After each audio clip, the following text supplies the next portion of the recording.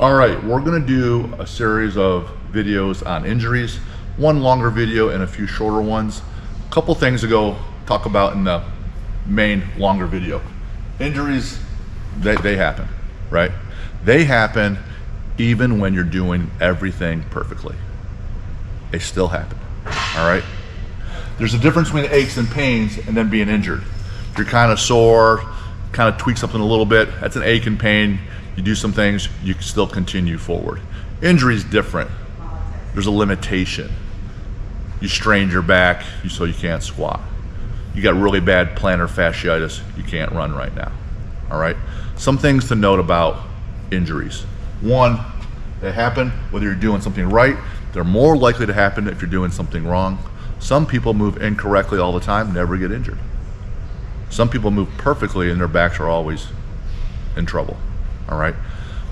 What's important to know is that you treat that injury as if it's still a gift. All right. You can read Brian Carroll's book, Gift of Injury. Okay.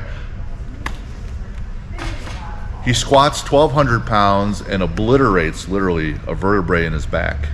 Can't walk, travels the country finding different doctors, looking at surgery, has surgeries.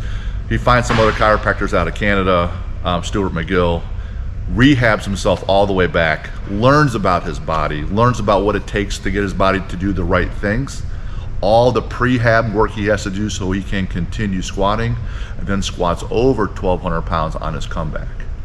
All right. The injury was a gift. Why? He wouldn't have been able to squat much heavier than he originally was because he was in pain all the time, not doing the things for him to progress. There was a limitation. There was a weak link in his chain. His training and his recovery in the inch blocks were lacking. He could no longer progress. He has an injury and a major setback. He learns more about his body.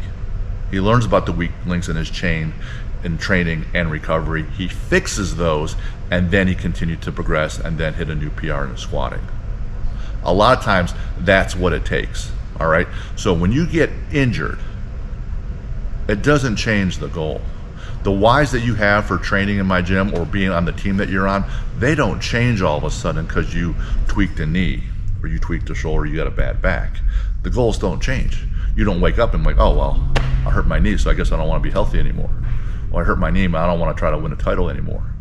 I hurt my knee, I don't want to start in varsity and play in college. That doesn't change all of a sudden, right? It's still there.